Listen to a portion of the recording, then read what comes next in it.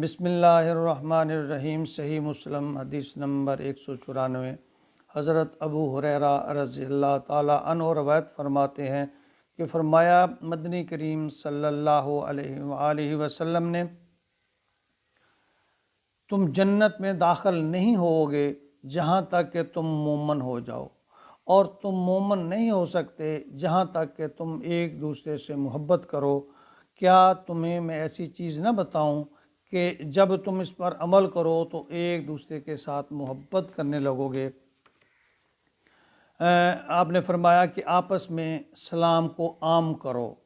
ہمارے ہاں یہ رواج ہے کہ ہم کسی واقف کو ہی سلام کرتے ہیں، یا اس انتظار میں ہوتے ہیں کہ دوسرا آنے والا پہلے وہ سلام کرے، یعنی یہ بھی ایک تکبر کی نشانی ہے۔